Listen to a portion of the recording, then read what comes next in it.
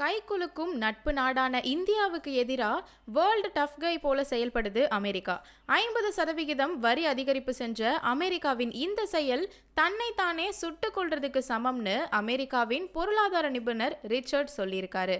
ஐநாவின் தகவலின்படி மக்கள் தொகை அதிகம் கொண்ட நாடு இந்தியா. மேலும் இந்தியா என்ன செய்யணும்னு அமெரிக்கா சொல்றது எலி யானையை அடிக்கிறது போலன்னு சொல்லி விமர்சனம் செஞ்சிருக்காரு. ரஷ்யா எண்ணெய் விற்பனை வருவாயை நிறுத்த வேண்டும்னு அமெரிக்கா நினைக்குது. இதே நிலைமை நீடிச்சா அமெரிக்கா இந்தியாவிற்கான வணிக தொடர்பு நிறுத்தப்படும் அபாயமும் இருக்கு. அப்படி நிறுத்தப்பட்டா இந்தியா தன்னோட ஏற்றுமதியை வேற நாடுகளுடன் வைக்கும். இதனால பிரிக்ஸ் நாடுகளின் பலம் மேலும் அதிகரிக்கும்னு சொல்லி எச்சரிக்கை விடுத்திருக்காரு. சோவியத் காலத்தில இருந்தே இந்தியா அமெரிக்காவுடன் நீண்ட கால உறவை கொண்டிருக்கு என்பதையும் விளக்கிய பொருளாதார நிபுணர், நீங்க மிகவும் வித்தியாசமான எதிரியோட விளையாடுறீங்கன்னு நினைவுபடுத்தியிருக்காரு. வாஷிங்டனின் இந்த நடவடிக்கை நியாயமற்றதுன்னு புதுடெல்லி விமர்சனம் செஞ்சிருக்கு.